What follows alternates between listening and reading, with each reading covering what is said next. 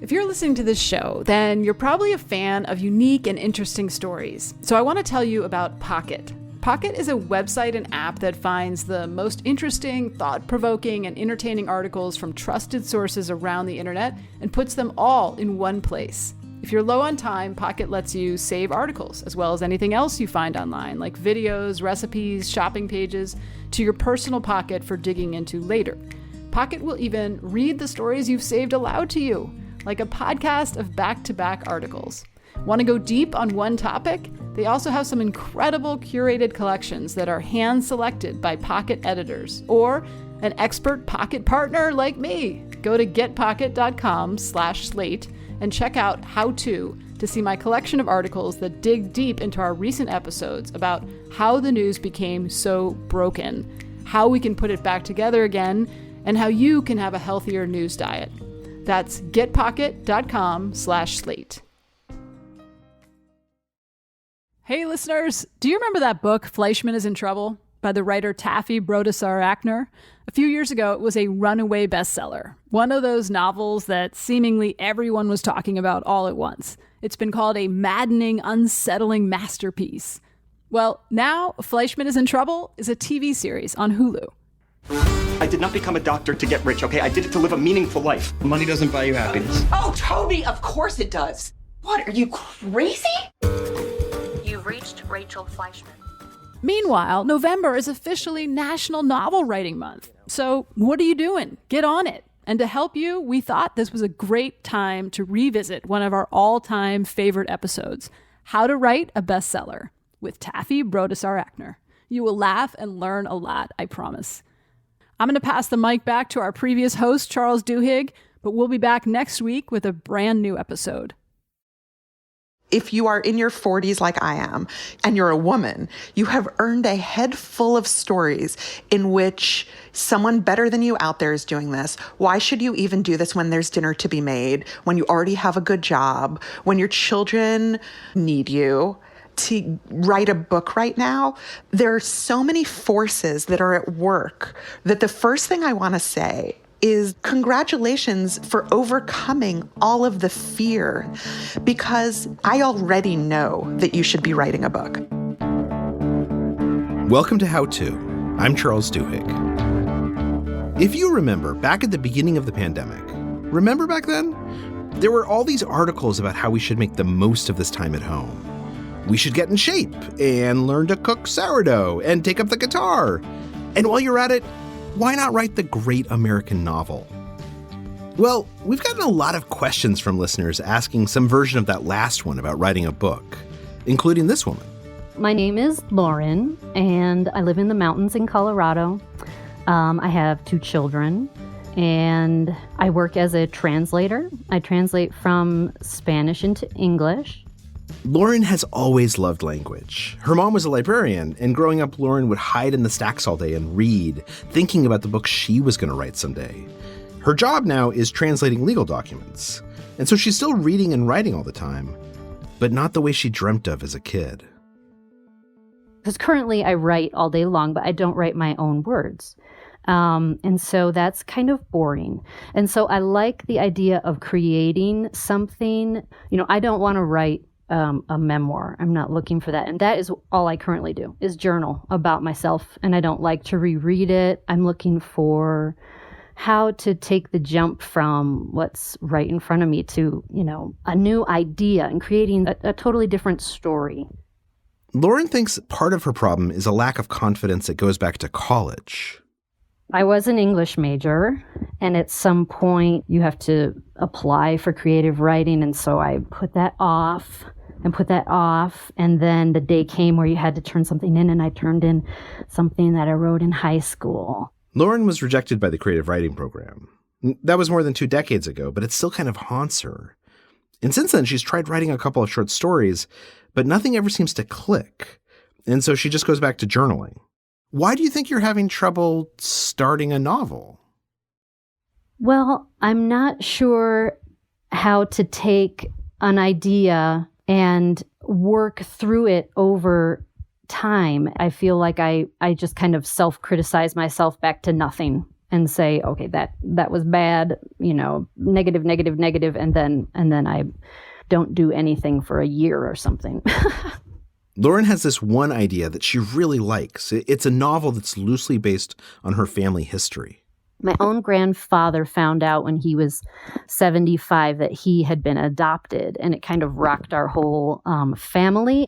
His mother had died in childbirth. His father had given him up to a Norwegian orphanage in Chicago, and also given up his 6 siblings. And my grandfather was adopted, and the family that adopted him, their child had been sitting by an open window and was hit by a stray bullet in Chicago and killed. Oh my gosh. And that adopted father went to the Norwegian orphanage and took home my grandfather and gave him to his wife who was grieving and said, here's your new child. Whoa. Yeah. I would definitely read that book. Wouldn't you read that book too? On today's episode, we're going to help Lauren start that book with the help of Taffy Brodesser-Akner, whose debut novel, Fleishman Is in Trouble, was one of the biggest books last year. Taffy has fantastic tips for first-time writers. So keep reading or listening. Just don't put the book. Stick around.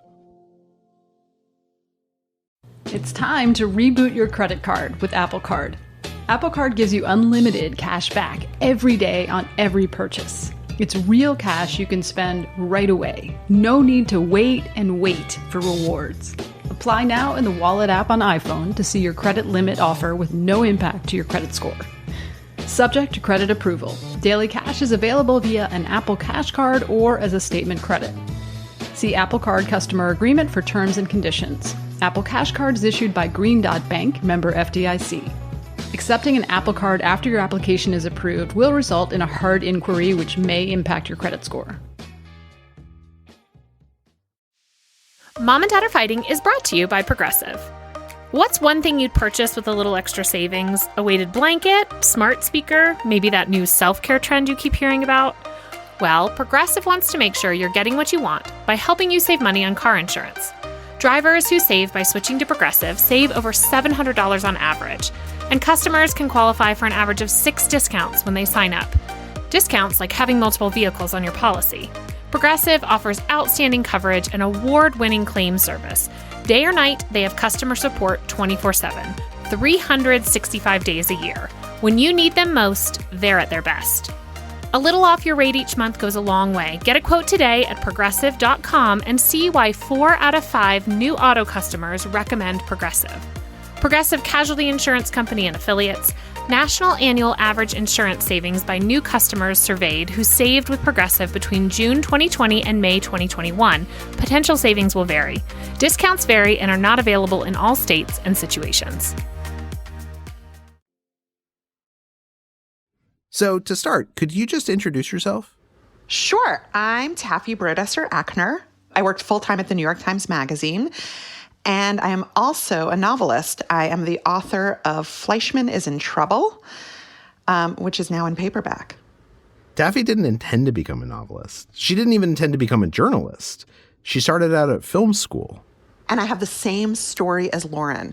I showed my professors a couple of things. In the 90s, my male professors who were like, this isn't good.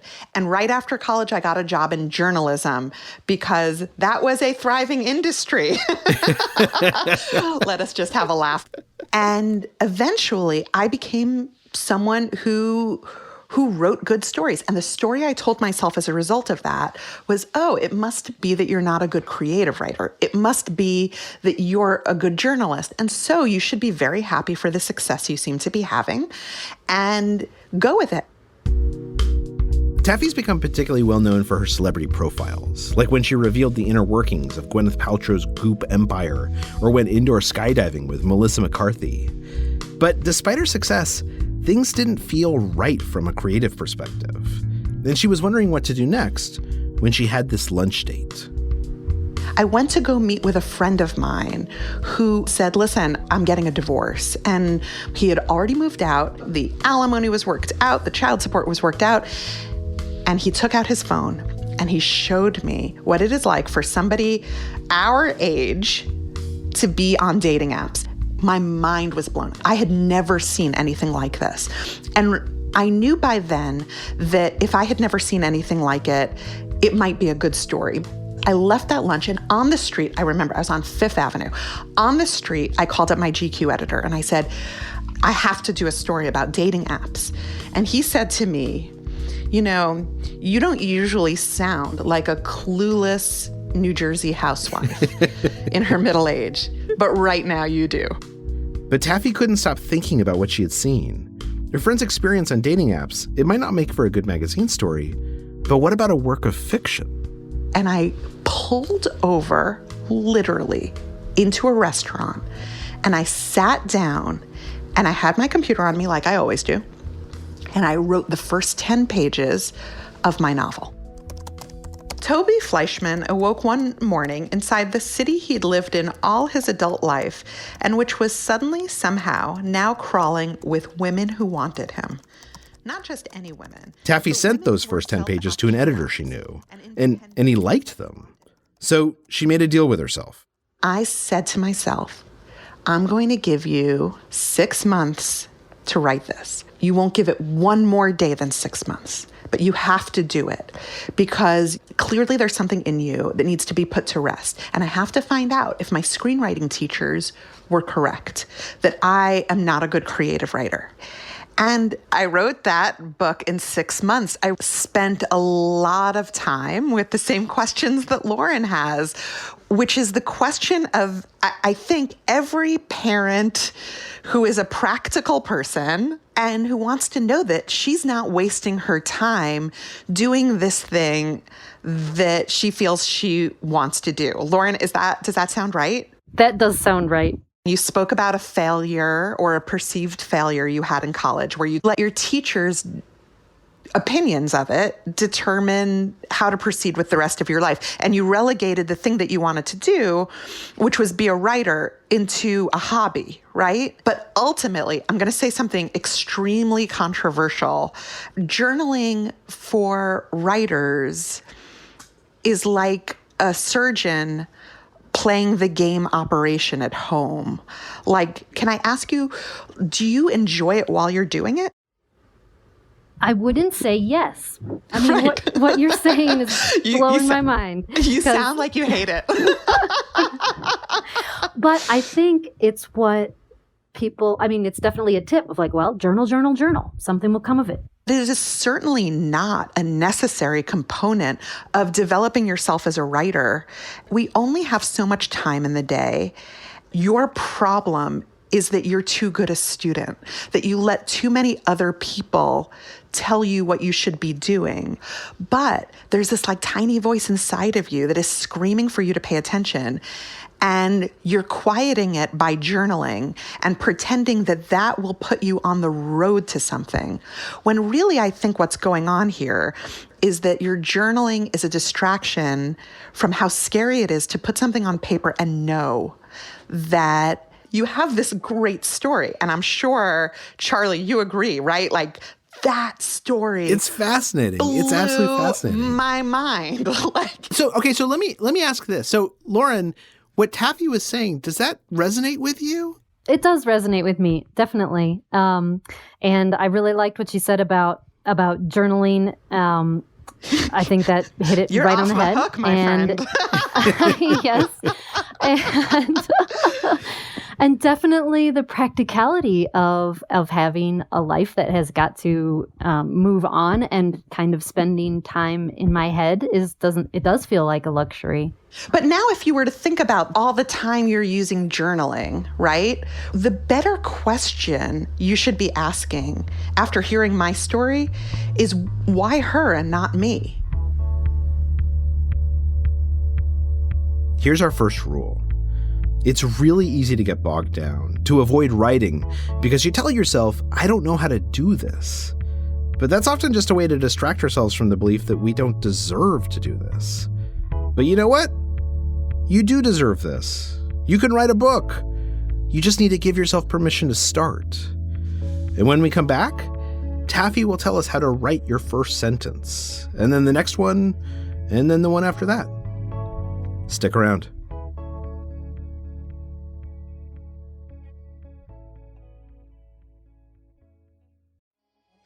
Hey everyone, actress, singer, and entrepreneur Keke Palmer has a hilarious new podcast, Baby, This is Keke Palmer, on Amazon Music. You're gonna want to check it out.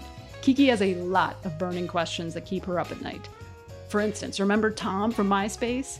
Remember that guy with the smile and that little white t-shirt? What happened to him? She's putting friends, family, and some of the hottest experts in the hot seat to ask them the real questions we want to know.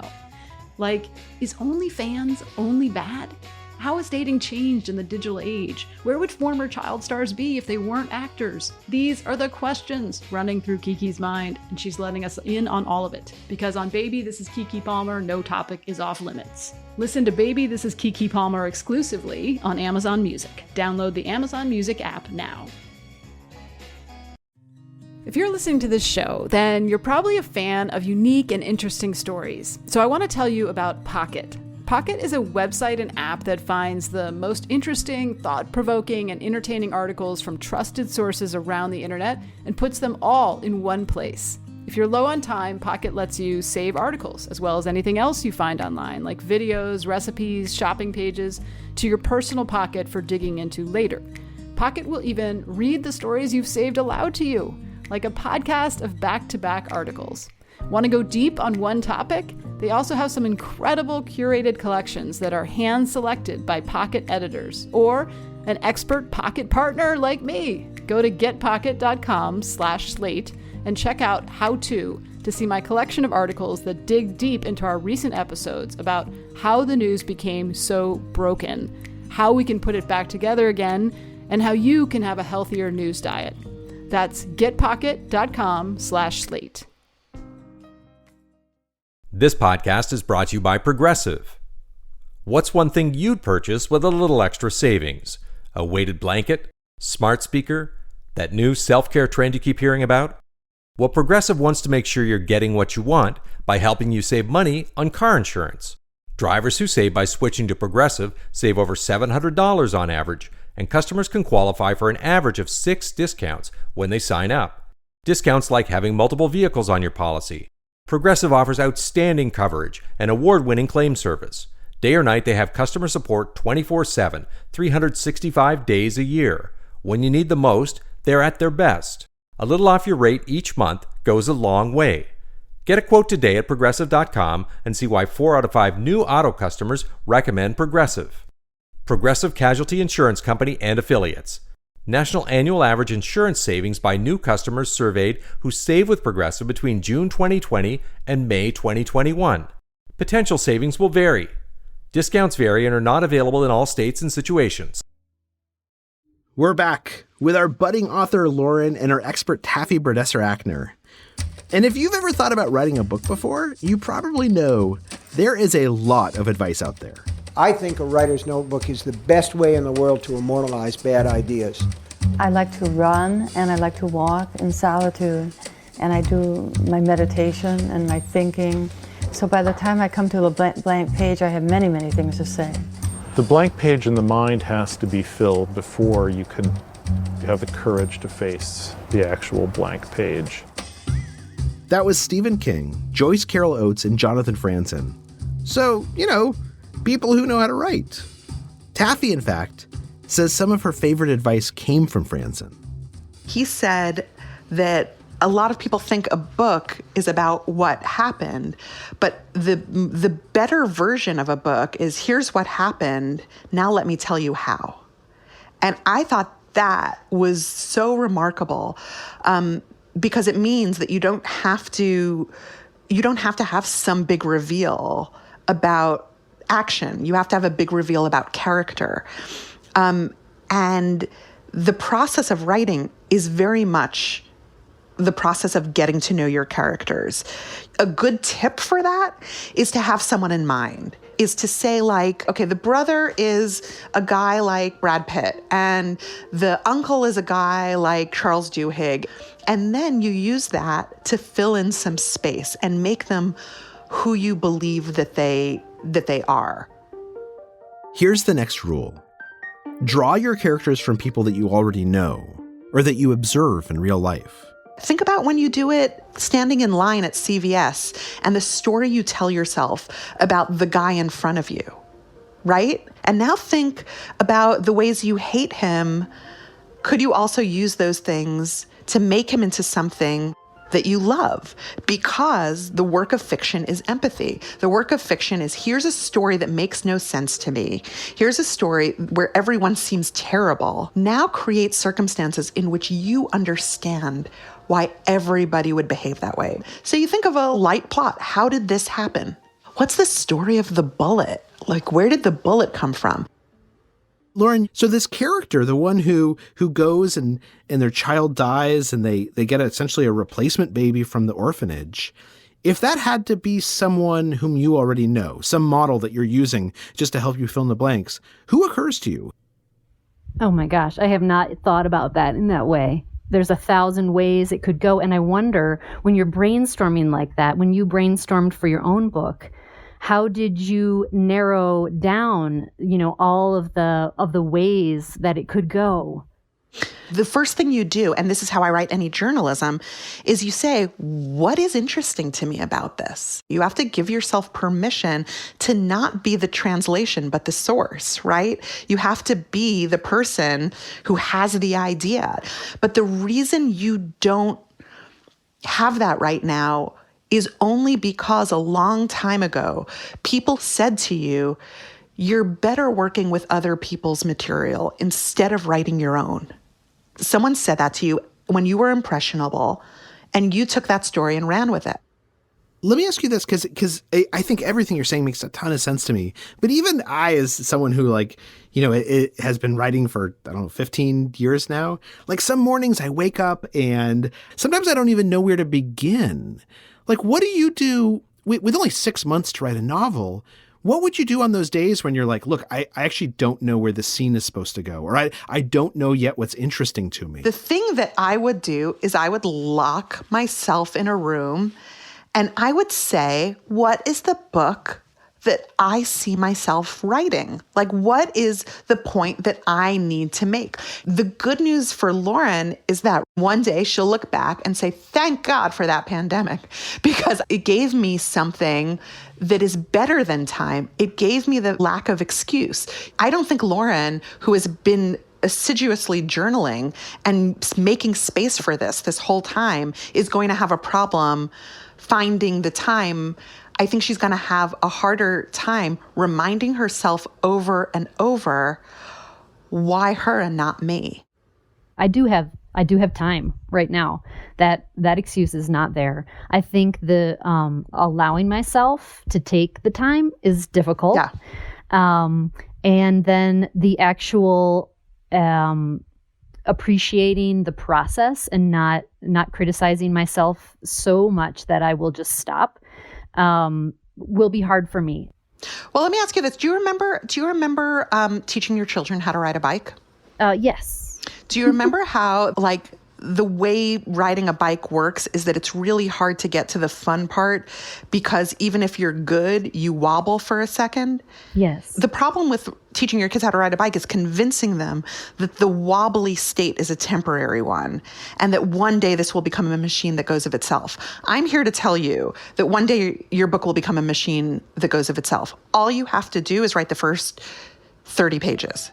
Taffy, I'm sure you have this moment. And Lauren, you probably have this moment. I have it all the time where I sit down and I write something and I spend 20 or 30 minutes, maybe 40 or an hour writing something. And I look at it and I'm like, Jesus, this is terrible, man.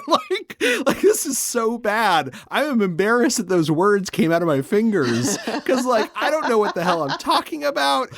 What do you do when what you write is bad? You're a good judge of writing. I think all of us. Not my own. Excuse me. But you don't get to the good sentences if you don't write the bad ones first. I actually heard this tip recently from Charles Finch, who is a mystery writer, that the first thing you should do is write the entire story in 10 sentences. Think about how innately we know how to tell stories.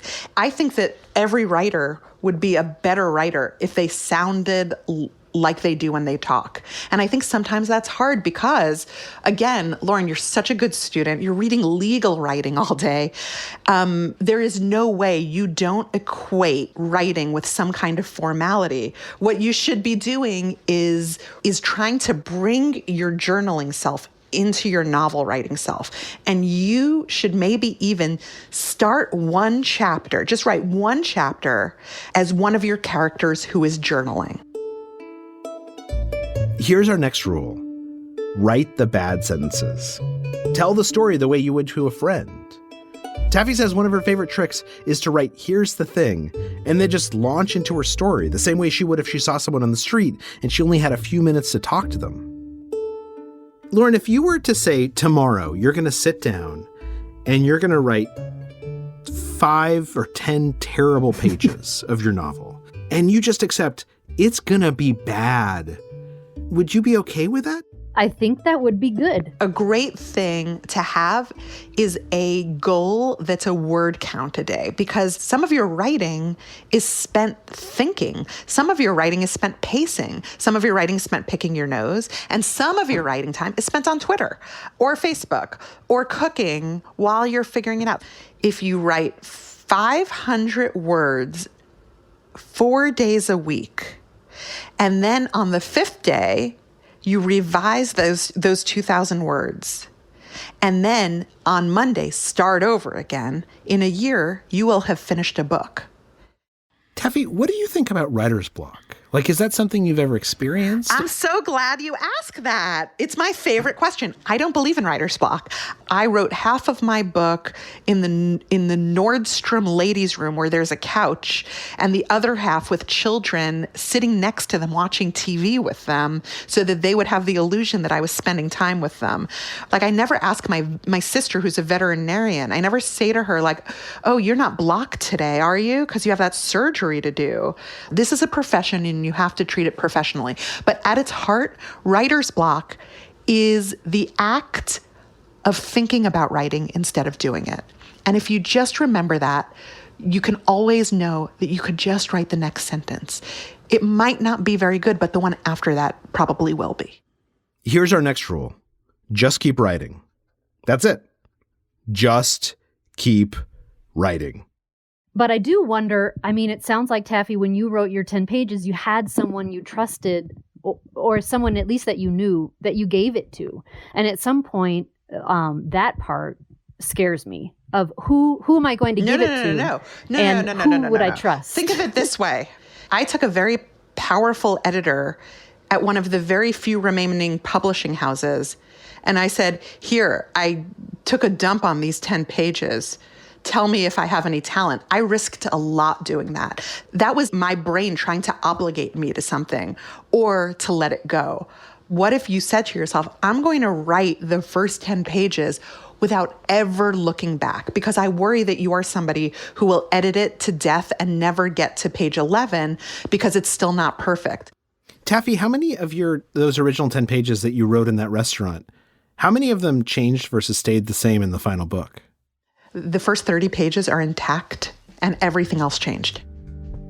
It takes enormous courage to do something like that, to send a bunch of pages to an editor or to a friend for that matter.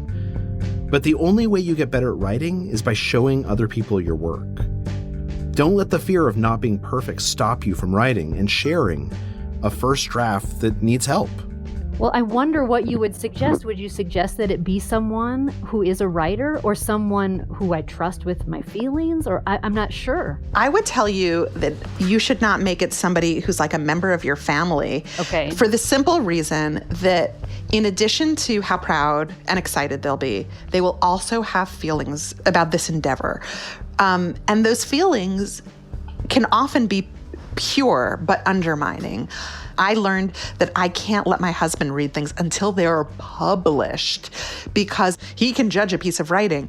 I get too attached to his opinion.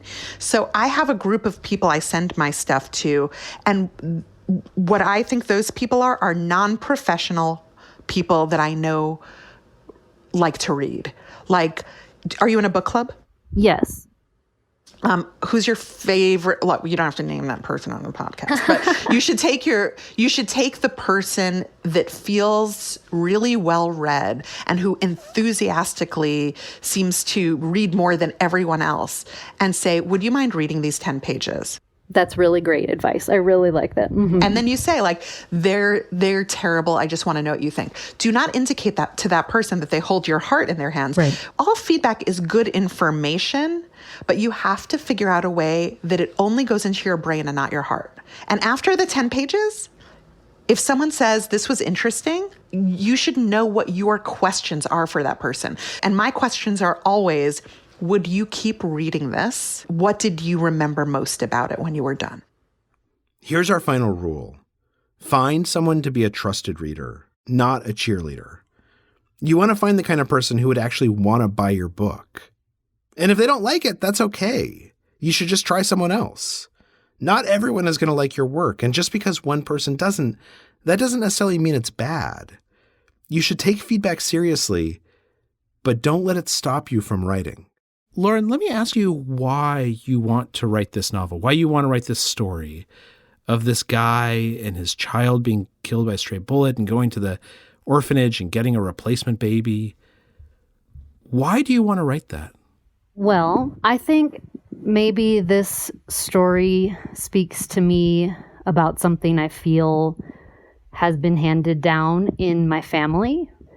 And so I do feel like I can hone in on that. And I'm actually pretty excited to try. And why do you think it's important to tell other people about that? That's harder for me because it does feel selfish. And I think that will take time for me to really value. But I do think even if it's just for me to tell myself this story, that's the importance of it, that it's important to me. What's your favorite book, Lauren? My favorite book right now, I think, is Of Mice and Men. It's a great book. It's a great book. And when you think about that, I mean, it was kind of selfish of John Steinbeck to say, like, I've got this story, and it's a kind of preposterous story, right? Like, it's these two ramblers, and one of them is mentally disabled, and spoiler alert, the mentally disabled one gets killed at the end. Like, he's like pulling on the heartstrings. It is this audacious kind of selfish thing. I never read it, but I guess I won't anymore. But are you glad that Steinbeck wrote it? I am. I mean, I do feel that. I feel, imagine who I would be if that book hadn't been written. I mean, that book is important to me. And so, of course, that is value, beyond measure, I think. I think so, too.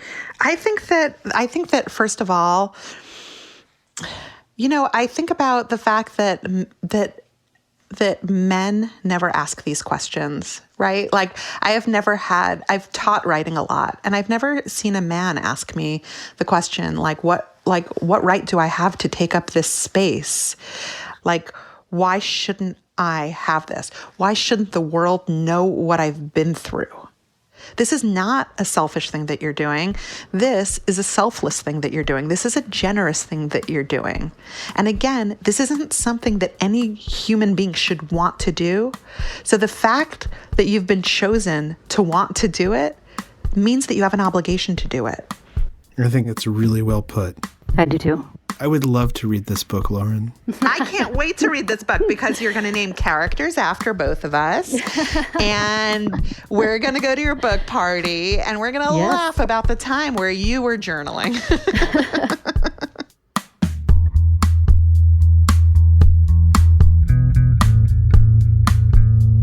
Thank you to Lauren for reaching out to us and to Taffy Brodesser-Akner for her fantastic advice. Make sure to look for her book, Fleishman Is in Trouble, now out on paperback. And a quick update. The last time we checked in with Lauren, she had started writing her book. When Robert lifted the Winchester at the North Avenue hardware store, he found it surprisingly heavy. His arms were scrawny, although most mornings he rolled up the sleeves of his white undershirt and flexed at himself in the mirror. At 13, he didn't really have any muscles to speak of. With this shotgun in his hands, he felt just like he thought he would. Powerful, larger than life. A man to be reckoned with. like the ones in the Chicago papers each day. "Watch this," he told his brother, and pulled the trigger.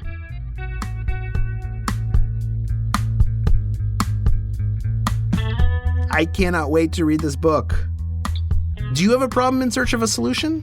If so, you should send us a note at howto@slate.com, or you can leave us a voicemail at 646-495-4001.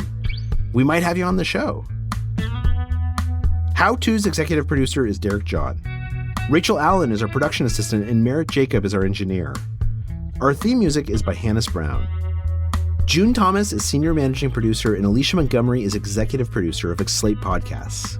Gabriel Roth is Slate's editorial director of audio. Special thanks to Kevin Bendis.